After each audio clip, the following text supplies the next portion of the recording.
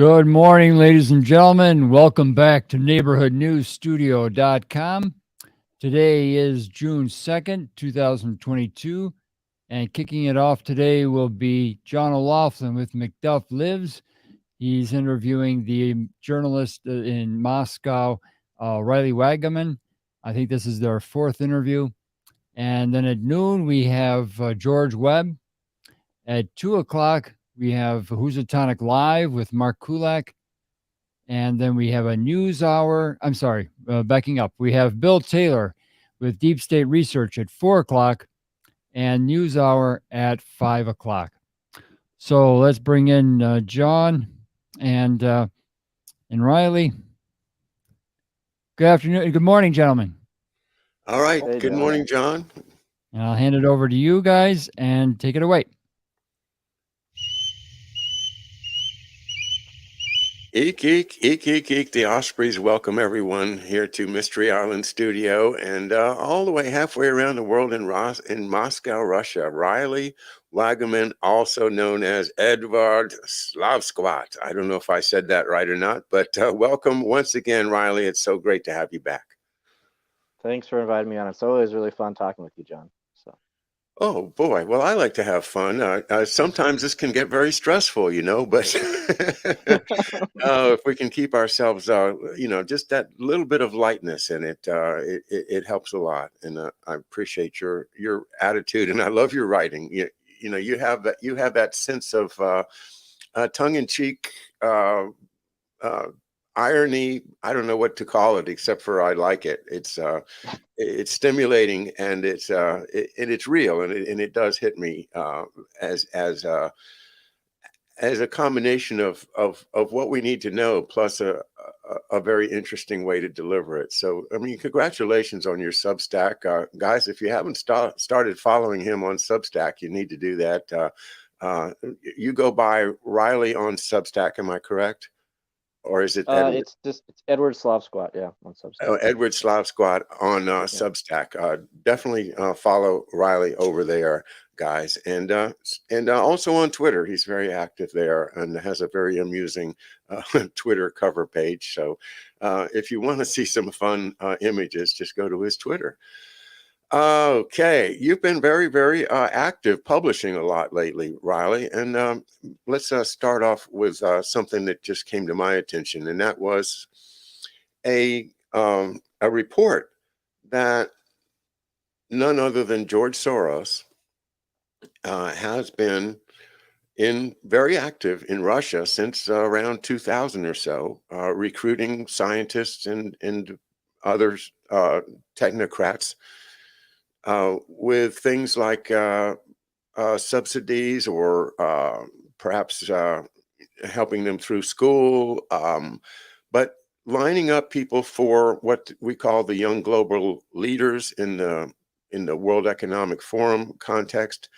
I had not considered Soros in terms of Russia, but once this memorandum hit me, I thought, oh, wow, that could explain a lot. It could explain why is Russia in lockstep with the West on its healthcare policy, in particular with regard to, the pandemic, whether it exists or not, whether medication is required, what medication, who makes it, and whether the government is going to require it, along with the other lockdown measures.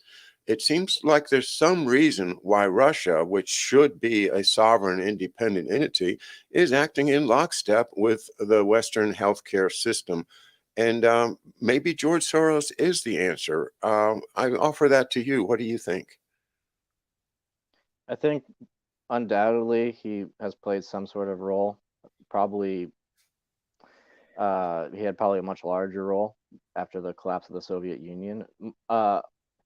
It's something that I should even look more into, sort of also even Soros's connections to some of the big players in, the global scamdemic or whatever you want to call it.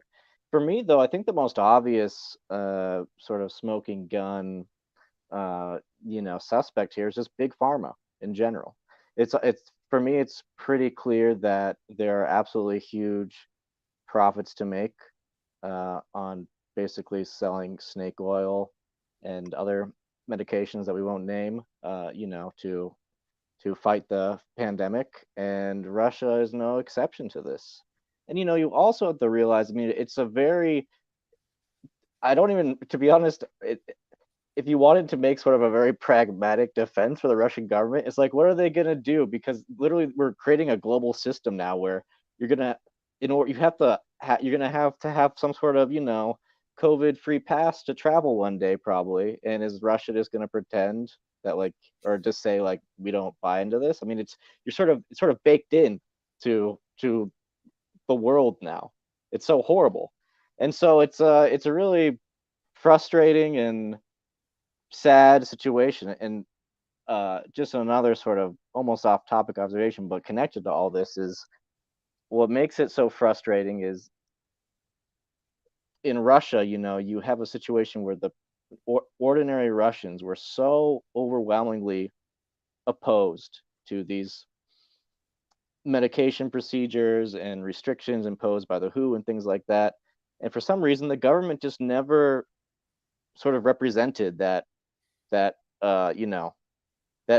just view from normal Russians. They just went along with what everyone else was doing. So there must be something bigger here going on.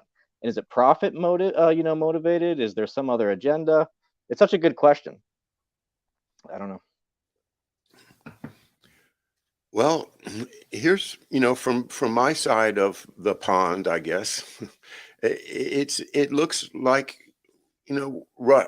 Russia has an opportunity here to exert some leadership in the world by saying, hey, this is nonsense. This is BS. This whole thing is a sham and a hoax. And and look, we don't need this big pharma crap. Russia's going to stand alone without it, and in that way, turn this thing around. Does Russia just feel like it doesn't have a voice anymore? Does it doesn't have the ability to take that stand on the soapbox and say, hey, look, there's the emperor has no clothes. We don't need to obey this stupid and murderous regime of the World Health Organization. We can throw them the hell out of our country and just do just fine. Why what does it take to get somebody in the world to stand up against these people? It's such a good question, and again, it's honestly it's a daily frustration for me, and it's really disappointing. I can't say that I'm surprised, but I am disappointed. Basically, right before the World Health Assembly, maybe a week before it began in Geneva, which wrapped up at the end of May, this very high-ranking, I guess he's the deputy speaker of the Duma, this guy Pyotr Tolstoy. He's sort of a conservative rock star in Russia, and he went public and said, the Duma wants to investigate the possibility of withdrawing from both the World Trade Organization and the World Health Organization. And so this caught a lot of headlines. People were very excited about it. Immediately, the next day, both the Russian Health Ministry and the Russian Foreign Ministry said this was totally off the table. This was not even being really seriously considered. And then when you go and look at the statements that were made during this World Health Assembly, it's true that Russia's delegation expressed misgivings and concerns with this international health, the changes to the international health regulations, the IHR, right, that the US proposed, the amendments that would give the WHO these new powers. But at the same time, they said, we believe that the WHO should play a central role in fighting global pandemics. We believe that the WHO should have more funding. They openly supported Tedros's re-election as the head of the WHO. And what's also very interesting is that, on the WHO's executive board is Russia's health minister, Mikhail Murashko. And the executive board unanimously approved the creation of this new sort of executive like monitoring board that's going to be used to sort of in times of when there's like a perceived global health crisis, is really going to, you know, take the reins and be much more proactive about implementing WHO recommendations and policies. So unfortunately, the situation is like not that reassuring. I just got to say, honestly, just objectively. And I've been following, for example, what Russia's dealings with or reaction to this alleged monkeypox, you know, apocalypse. And it's really sad. Russia like immediately pumped out a PCR test, a monkeypox PCR test, allegedly, and also somehow registered a genetic smallpox vaccine. And now they're deploying the PCR test and are offering it to other European states. So it's just really like, what? Why? Like, why would you do this? And you know, we've talked about this before, John, where it's like, if you want to talk about Russia sort of, you know, breaking free from the West and having sovereignty, you have to have medical sovereignty. You have to have it. It just doesn't work if you give any part of like the health of your people to some sort of foreign power or even hostile states, which is the WHO. The WHO is literally funded by countries that are trying to, you know, basically undermine Russia. That's a kind way of putting it. Yeah. What are you doing? What's the point here? What is the game plan? So again, maybe this is too simplistic, but for me, it really just feels like Russia's health establishment has been completely infiltrated by big pharma, and big pharma likes the WHO because the WHO is sort of this global marketing, you know, it basically just forces, it's like the NATO of public health, you know, it's like the WHO just recommends these drugs, these pills, whatever, and then you buy them, and you know, huge profits, just free money, free rubles. So that's what I see going on. That's my take. I think it's all everybody's blackmailing everybody. You know, That could be it too. you know, if you don't go along with this, then we're gonna do something terrible to your family. You know, that's Yeah. that's the way they do it. You know, see, you know, here's a pic. You see, here's a picture of your child at the playground. You know, isn't that interesting that we were able to take that picture? What do you think about that? You know, and you have to think about it, and you say, well, maybe I will go along with the World Health Organization after all, even though they're a bunch of scammers. And oops, I can't say that. Oops, shut up, John. Don't say what you really think on YouTube, John. What are you, crazy? You can't say what you really think on YouTube. You know, I've got enough scars on my YouTube's moniker to prove that, but I keep trying. Um, to me, the only answer has got to be it goes all the way back to the fall of the Soviet Union and the deals that were made behind the scenes with Yeltsin and the West in terms of you know, just carving up the Soviet Union into so many saleable commodities, selling it off, and you know, giving it to the oligarchs and the bad guys, the Kolomoiskys and the people that just, you know, will do whatever it takes to achieve their goals. If they say I want to buy this company, and the company says, oh, I don't want to sell, well, you will sell. There's no question about it. You will sell. You know, sooner or later you'll realize that you're fighting against something that's so much bigger than you are that you're going to have to just go ahead and give in. And maybe that's the way Putin looks at it. Like, geez, you know, I might be able to save some people in the Donbass, but I can't save the world from the World Health Organization. It's just too big. Or I can't stop big pharma. It's too big. Big pharma is a huge part of the finance of the world, and if the flow through their pockets, you know, stops, then a large part of the economy of the world stops, and it is kind of like too big to fail. The big pharma is too big to fail. But monkeypox, have you seen a lot of monkeypox infected individuals walking around Moscow? Not yet. You know, one of my favorite though, I found this amazing. I've been monitoring Russian media just to see what they're saying about it, and I wouldn't say that it's super over the top, but there's been some really funny headlines. Like one of them, it was something uh, uh, like the main headline was, you'll need plastic surgery if you get monkeypox because it will permanently scar your face. And Wow. then and then the sub headline was, but experts say that you shouldn't worry. It was just this sort of very cynical game where it was like, you have the chance of you getting this thing, whatever it is basically zero. But let's just write this ridiculous story anyway. And I don't know.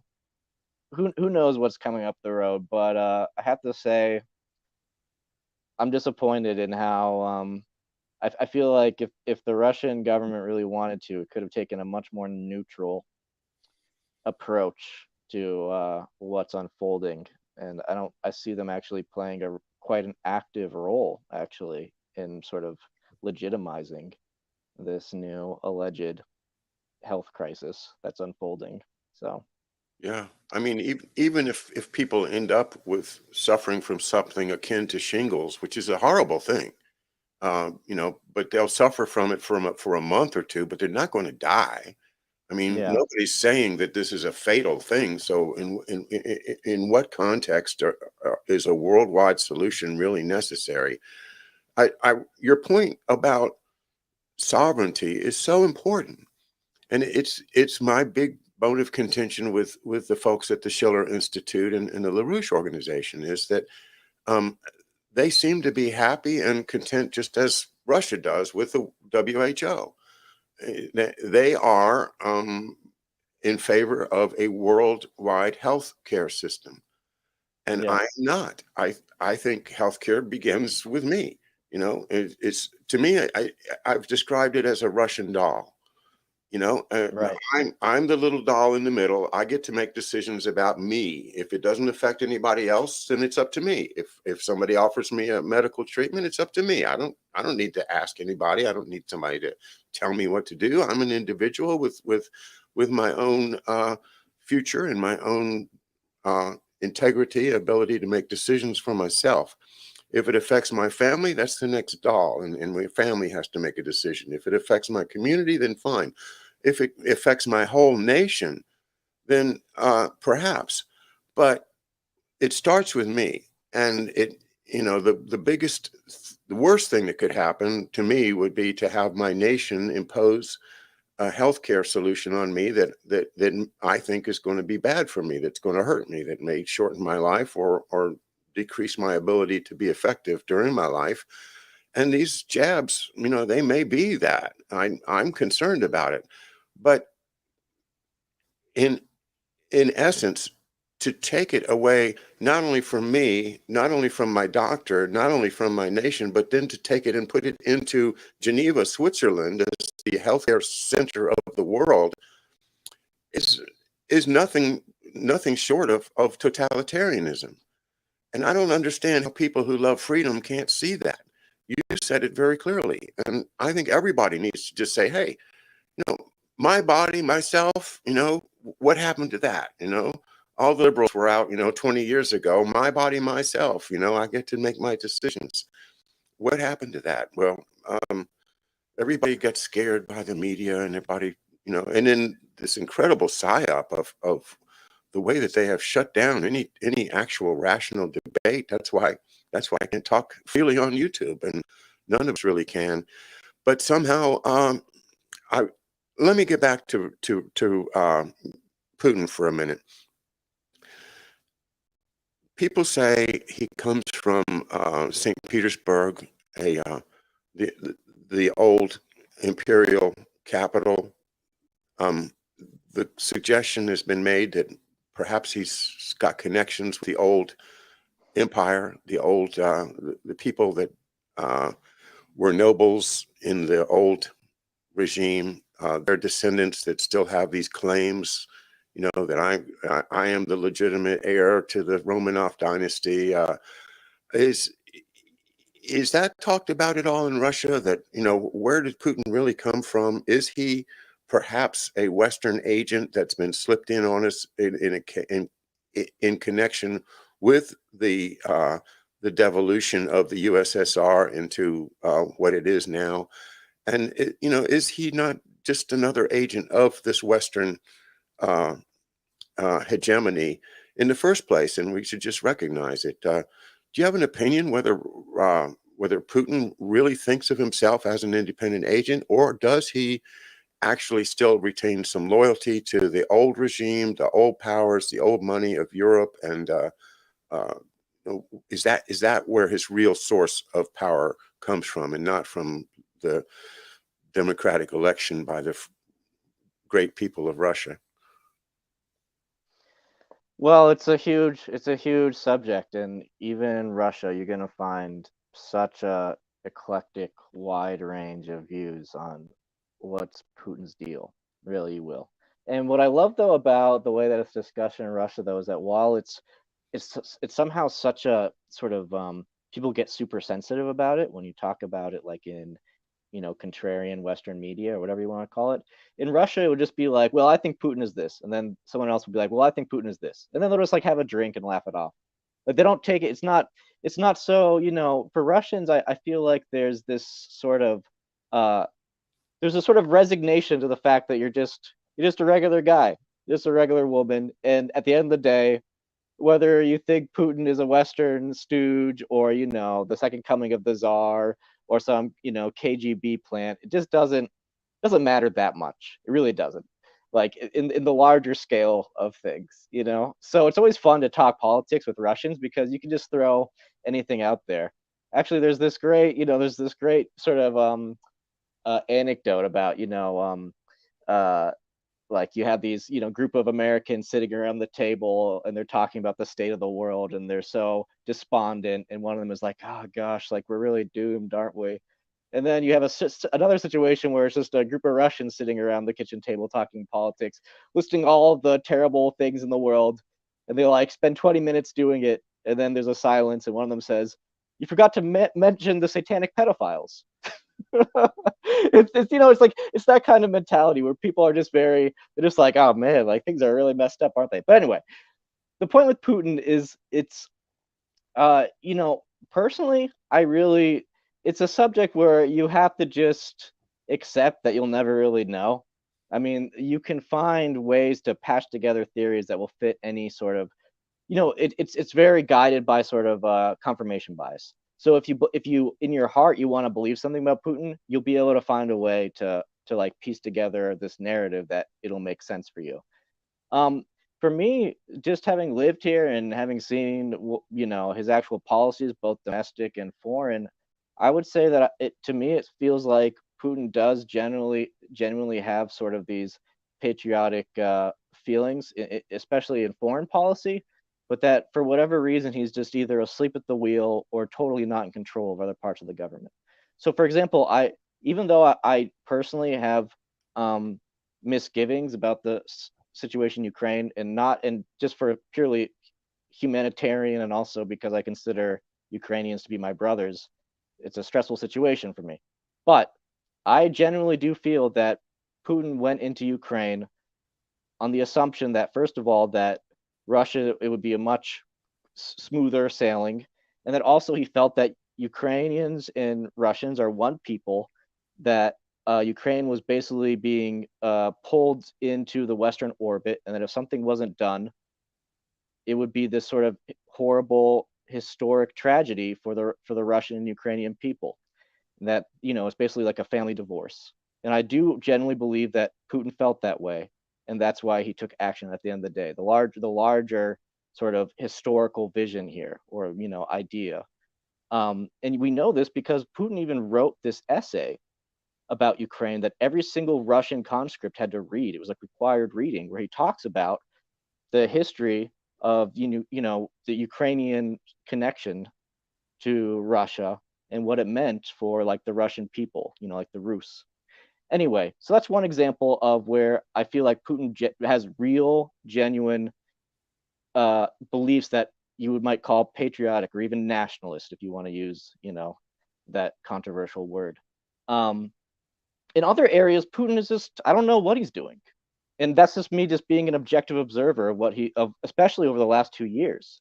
I mean, he really has dropped the ball with doing something meaningful, like any sort of meaningful resistance against a lot of coronavirus related topics that we won't go into detail because of massive censorship.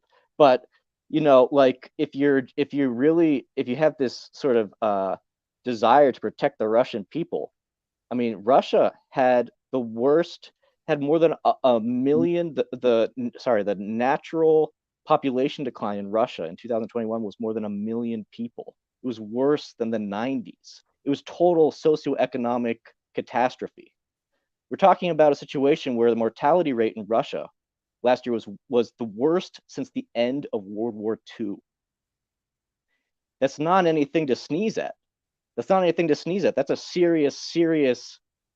I mean, what do you want to call it? I mean, can we call it genocide? I mean, it's pretty bad. It's really, really bad. And so you have to, if you look at it objectively, you have to realize that in some ways you can definitely make the case that Putin is pursuing policies that he genuinely feels are good for the Russian people, or sort of like the Russian, I don't know what you want to call it, the Russian civilization, the Slavic civilization. And on the other hand, natural population decline of 1 million people last year. And this is in a country where Russia was already having really, really tough time with demographics. So what do you make of that? I don't know. People, I feel, also in sort of in our little ecosystem of the independent media, they talk with such wide brushes, and if you try to put any nuance into the conversation, they start accusing you of being, some horrible CIA fifth columnist, or, some useful idiot. Like, guys, I live in Russia. I've seen what has happened over the last 2 years. It's nothing to be proud of. And what's amazing is, like, the Russian people have shown such dignity and resistance against this idiocy, but then the Russian government totally betrayed them. And this is just what happened. Like, I can document it very easily, and I have on my blog, And so how does Putin fit into all this? Is he really in control of even domestic policy, or he just sort of has this little area where he's allowed to, do his thing? This is what I'm thinking. Yeah, and also you have to think about, like, who are sort of the hardcore Putin loyalists in the government. It's all these sort of military intelligence guys who probably don't have, who are either not interested in or don't really have any say in, these other parts of government. So I don't know, it's really, it's probably going to be an eternal mystery. We'll probably never know really what's going on here. But yeah, Reminds me of the eternal flame at Arlington Cemetery, the eternal flame for the death of JFK, and it's the eternal mystery. They're never going to tell us who really did it. Yeah, the eternal mystery, the eternal flame of sadness and parting with our sense of trust.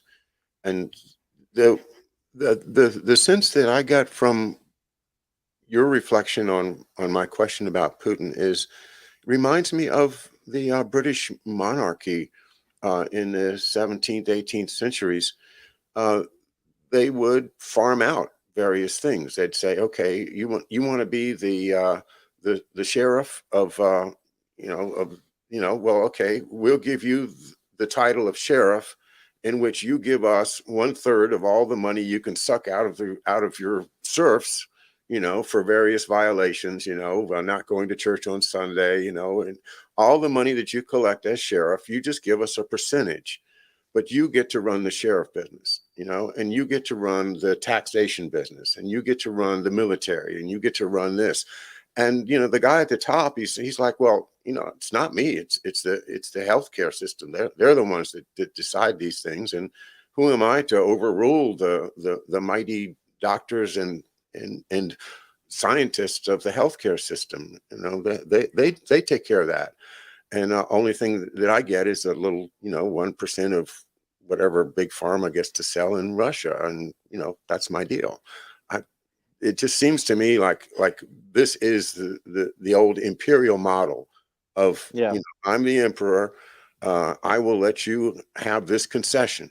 Yep. You've got the healthcare concession. Okay, you owe me 10% of whatever you can rake in, and that's the way the empire works. That's the way empires have worked in the past. And it looks like to me like that probably Putin has farmed it out or has agreed to a division of responsibility of that sort. That makes sense to you? I think that is the most balanced and level-headed way of looking at it, knowing that we will never fully know the truth. I think that if you just try to be as objective and just take a step back and just look at what has unfolded in Russia, I think that's the really a very logical conclusion that you can make. And I really, really urge people to reject both Putin is this 10-dimensional chess master who everything he does is part of this greater scheme to free the world of, the Federal Reserve System or whatever. I think that that's going way, way, way too far. And I also encourage people not to think that, he's some sort of CIA plant or weird, I don't know, like Well, puppet that's of some sort of thing. I think that there's obviously there's something more human and basic going on here, in my opinion. human. Putin, human. Let's see. Can I make those two words in one sentence? Um, yeah, that's you're giving him credit for being a human, but I think what I see here is that the whole world is turning into a top-down totalitarian empire, and Yep, that's that true. and that and that Putin is simply playing his role the best he can. He's hasn't got all the cards. He's got a few cards. He can play one or two here and there. Maybe save some people in the Donbass, for instance, from getting shelled by the Ukrainian army, if that's what he thinks he can do. Uh, what is the bottom line is, I think you're right. He sees this uh, Ukraine situation as possibly undermining the entire integrity of Russia itself, and that's something that he will fight and has fought, or has, at least he's entered into a non-war to supposedly, to protect the people that are in that Donbass area. Um, the West just keeps on saying that he's an evil tyrant that wants to just take over the world and take over territory, and that's not believable either. I would love to know. I'd love to know how anybody can. The other thing, like Biden, I think Biden is in the same situation. I think Mm, Biden is not the powerful leader that we think of American presidents as being powerful. I think he has certain things that he is able to decide, or his wife, Jill, probably decides them, since his brain is mostly absent 99% of the time. But he makes these apparent decisions, but I don't think he really has the power. This power is behind the scenes. You mentioned that most of Putin's inner contacts are with the Russian intelligence services, and certainly the Russian intelligence services have been working with the Western intelligence services for a long time. Uh, Henry Kissinger, to me, I think is the bride, the what do you call it, the broker that brings together the bride and the groom and says, you guys are going to make a happy marriage if you just do what I say. And everybody's done what Kissinger says, if you want to use Kissinger as the shot caller, which I tend to think he still is. What I've asked you about Kissinger before. Do you think that a lot of this stuff is still a relationship between Henry Kissinger and Vladimir Putin? maybe. And I mean, I'm sure but Kissinger and Putin are old friends. They go Yeah, back years. Yeah, yeah. yeah, and he gets invited. So they're about to hold in St. Petersburg their sort of Russian Davos, the St. Petersburg International economic form. And if you just go and Google like Henry Kissinger Putin, I'm pretty sure that Kissinger has either been to one of these forums before and hung out, like done stuff with Putin, or just sort of, meets with Putin on the sidelines while he's in St. Petersburg. But anyway, I mean, it's a documented fact that Putin likes hanging out with Kissinger sometimes, and they talk and they say nice things about each other. And so some people will say, like, well, are you gonna like hold it against Putin that he's willing to talk to Henry Kissinger? And to be honest, I mean, I don't know, maybe not. I would like to talk to Henry Kissinger. I bet he's an interesting guy to talk to. But it is also pretty creepy, isn't it? I mean, like, why do you need to talk to him so much? Like, what's the point? Like, if it's just sort of a let's feel this guy out thing, and have a a cup of tea. No. But I don't think it's that, And so, and then again, look, it's so frustrating because you want to assume the best in people. You want to assume that, things are much more, black and white. But I mean, let's face it, there's a lot of incest like going on here where there's like these two historic powers, these two blocks, and they're mingling all the time. And all of the creepy guys at the top are always hanging out with each other and basically doing the same thing that the other guy is doing, just in a different way. And COVID is a perfect example of this, and so is a lot of the stuff. Russia is accelerating its digital ruble, its central bank digital currency. So it's like, are we just going to get two different blocks that are doing the exact same thing? Is that what's going to happen here? Like, maybe. Is that our future, where it's like there'll be this sort of new, iron curtain, and both sides are just going to tell their peasants to hate the other peasants, but it's like the same system, That's like right. fundamentally, right? So Yep. like ideologically they'll be different, definitely. They'll have like different rituals and different ways of keeping people in line, but the foundational blocks, the structure will be, means of control will be totally the same. I don't know. Speaking of control, Brightmore Dinosaur in the chat points out that it is a certain platinum jubilee for a certain old lady today, and Oh yeah. if that's really the real certain old lady that's still there wearing that tiara and looking so benevolent, congratulations to you for surviving for. What's platinum has got to be 75 years or something. It's a huge accomplishment to live that long and to be the reigning monarch of Great Britain for all that time. Quite an accomplishment, but at the same time, it's just a figurehead, and that figurehead is controlled by a huge financial system called the City of London.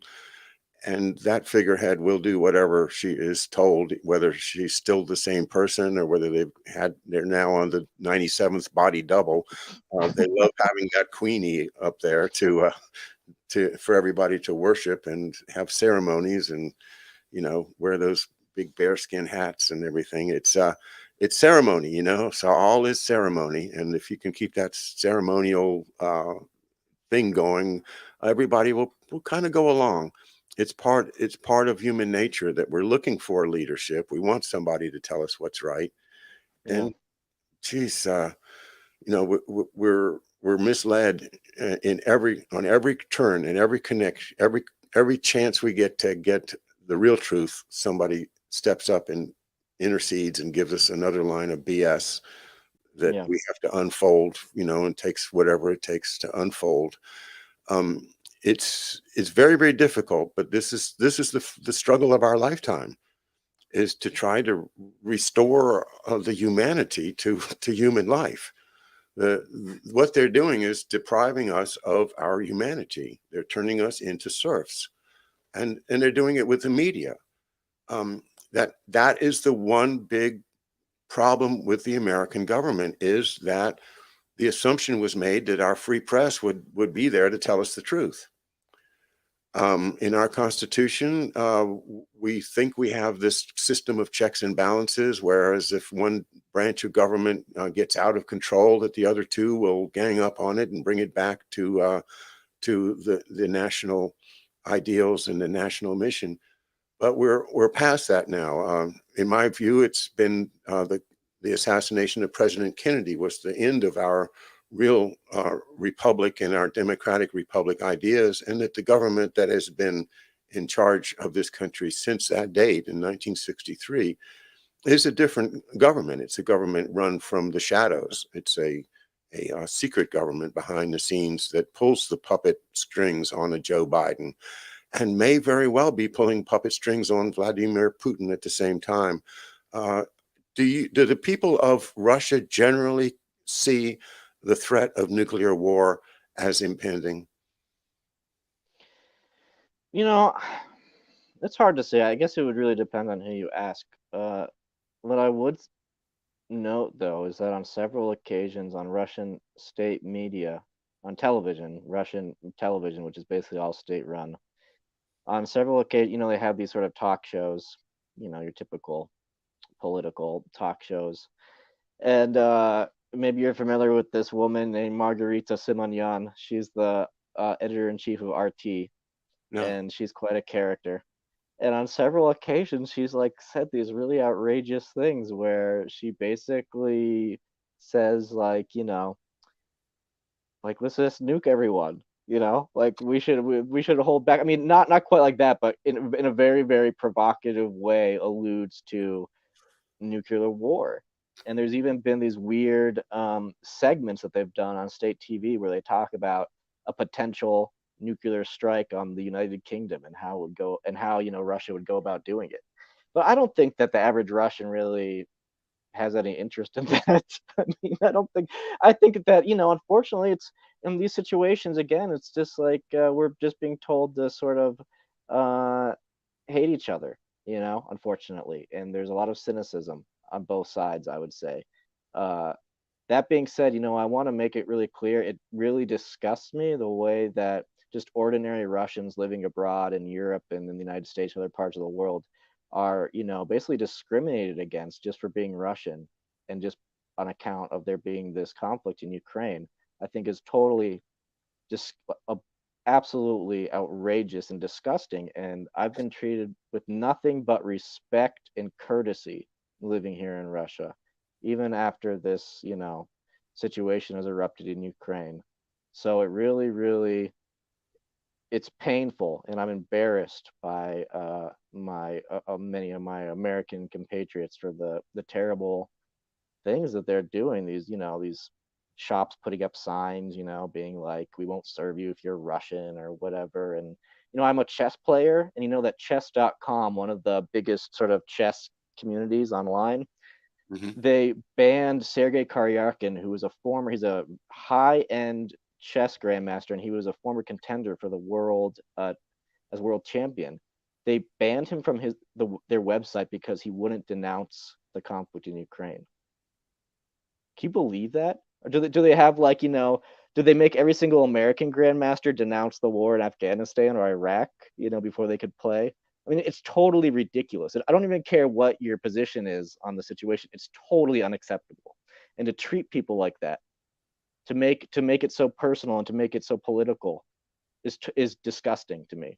And I really, really, it makes me sad seeing what's happened, because I think so much, obviously there's going to be so much so much work that has gone into sort of building these necessary ties between Russians and the rest of the world, and just like trying to emphasize that we're all basically the same people and we all want the same thing. I think that a lot of that work has been destroyed for possibly a really long time. It's sort of like back to this weird Soviet propaganda where you view the evil red and the scary capitalist or whatever. I don't know. It's just sad. It's just a really sad thing to see. So. Yeah, it's horrible. And from my point of view, when I see that happening, what I see is a message to the I guess, average American voter, your soccer mom or your average liberal Democratic voter that is inclined to go along with whatever Biden says, um, is getting reinforcement. When Yeah. when you say, "Oh, well, they're even so bad that we're going to uh, expel people from a chess club just because they won't condemn Ukraine," that means that the Russians are really, really bad. I mean, why would we do something so egregiously uncivil unless the Yeah. Russians deserved it? You know, Yep. and I'm afraid that's kind of what happens is that on top of that they'll just keep laying on more and more and more. It also really disturbs me as to the racial quality of it coming out of certain spokespeople from the EU and Yeah. especially Northern Europe and Germany to the effect that, oh, Russians aren't like us. Yeah. Yeah. There's Slavs, yeah, they have a totally different mentality. Hmm. That is dehumanizing. And that is the effect of it, is to try to get the common person to dehumanize the enemy, just like all those posters in World War I about the Huns, the Yep. evil Huns with their pickle helmets and their babies on pikes. It's a direct quote from Shakespeare. Your babies will be spitted upon pikes. And if anybody with that Henry V in their mind from seeing it in high school, and then you see a picture of a German guy with a baby on his pike, and you say, "Oh God, it's really happening! Oh my God, it's really happening! We got to send money to Britain. We got to save the Belgian children. We've got to, and that whole psychological thing that worked so well." I think they're doing it again. They're just trying to dehumanize the enemy, dehumanize them as if they are the enemy. Opposed to that, and the reasons that I really do like and love the Schiller people is that they are trying to build a Belt and Road solution. And Mm. in a big picture situation, I think that this is a result of a lot of my own thought and analysis. I might be wrong, but it's my opinion that what's going on here, the hmm, the, gosh, Riley, I lost my train of thought. I was going to say something really brilliant. Um, oh well, I can't always be brilliant, but oh no, what they really do want to have a serious war, and that's why I think the powers, the military industrial complex, people's financial system is so tied up with the necessity to sell more arms. It's just Mm. like you got to sell more pharma, or the system crashes. Same thing with guns. The same thing with military equipment, planes, everything else. If they don't keep selling it, then they're going to go bankrupt. And so they have to keep on creating markets. And the best market for military equipment is war. And so they really do, from the point of view of, I would say, from the intelligence agencies who work for the military industrial complex, they want to make things worse and worse, to the point. And I mean, to me, it's pretty obvious that they're really, really trying to draw NATO into a shooting war. And that would be the effect. That's what I'm concerned about. I don't really worry about nuclear war. A lot of people tend to term this in, "Oh my God, he wants to start a nuclear war." I don't think that's important. I don't think, what the question is NATO going to be involved or not? If NATO gets involved, then it is at some point probably going to go nuclear. But first of all, let's sort out the issue of why in the world does NATO want to exert its influence in what is really a Russian sphere of influence? It should be an Eastern European Russian solution. But the ultimate solution is trade. The ultimate solution is, hey, Russia's got tons of resources. Europe has tons of needs of resources, and Europe has a bunch of money. So why don't Europe and Russia get together? And the answer to that is because the United States and the City of London financial interests would be, they'd lose their market. Uh, Europe is a captive market for American and British corporate wealth.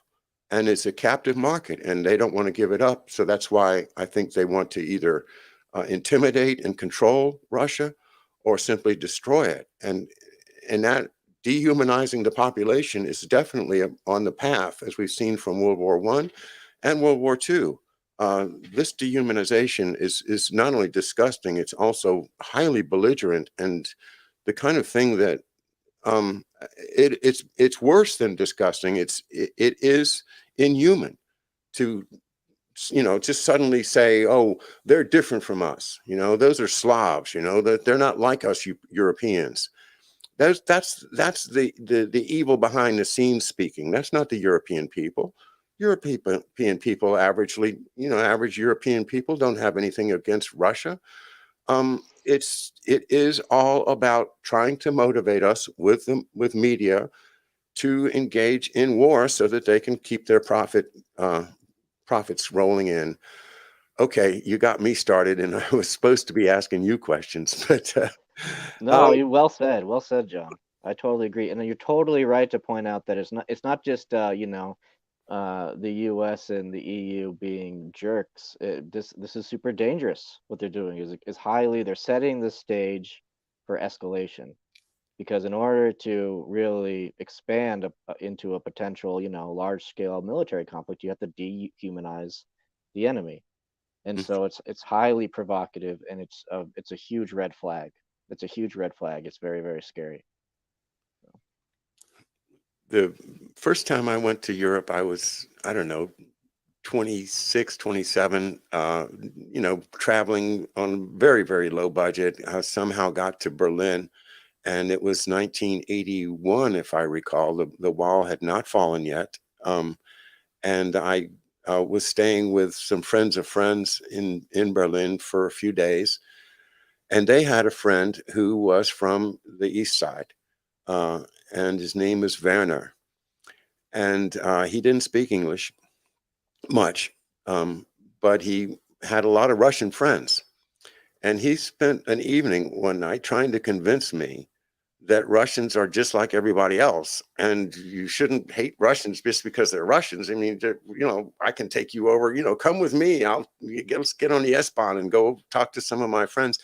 I didn't have time. I wish I had been able to follow up a little bit more, but I'll always remember that conversation with Werner in 1981, because it really is the situation that up to that time, it was, absolute Cold War, and the American people were completely convinced that Russia is a communist, totalitarian state that's going to take us over if we don't defeat them.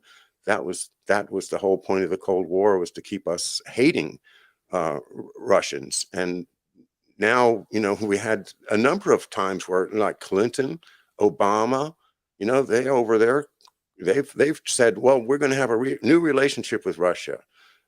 Even Carter. I mean, there were times in many administrations where our government has said, you know what, we're gonna get along with Russia now. We're gonna do trade. Trade, of course, is the great answer. We're gonna have trade with Russia. It'll be a win-win. But the real answer, I think, really is the Belt and Road, where a reliable transportation system from Asia into Europe that's not always being attacked by terrorists, that would enable the transfer of wealth between Europe and Asian countries to occur. The problem is that would crash the Western financial system, because they would lose their market. All of the people in Europe that depend upon Western sources would now then be free to probably get things even cheaper from Russia, China, and Asia generally. That seems to me to be the big fight, is whether or not the West can hold on to Europe. And it looks to me like Europe is going to suffer either way. Europe is now being pulled by the Western financial system into shooting itself in the foot, while Russia, they thought they could force Russia to kowtow to America, to the Western demands, but now they find they can't. But the people, people of Ukraine now are paying the price in a horrible, horrible way. And I guess we should just wrap it up by saying, please, whatever we can do for peace, stop the shooting, put your guns down, turn off your drone warfare system, and just sit and breathe in and out and enjoy the fact that you are alive. You don't have to kill people. Just, gosh, humanity is humanity. We should all be human to each other. And I'm so delighted to have you as a correspondent, Riley, because you if there's anything that you bring, it's a sense of humanity, a sense of being able to take a step back and look at things with a human eye, a humanistic approach to the future, which the powers that be seem to try to shut it all down, to say that we don't have the right to have dreams of peace and happiness and freedom and children that grow up in a different world. But we do. It is our legacy. We get that from our creator, in my opinion. And it's a pleasure to walk this journey with you, Riley. Thank you very much. Thank you, John. It's always such a pleasure to speak with you, and I endorse everything you just said. Well said. And let's hope for the best. All right, let's all hope for the best, and thank you very much again, everybody. Remember to support Edward Slavskvat on Substack. You can sign up for his briefings. You can pay a subscription, or you can get it for free. But definitely get it one way or the other. Thanks a lot, Riley. Thank you. All right, everybody, have a good afternoon. Bye now.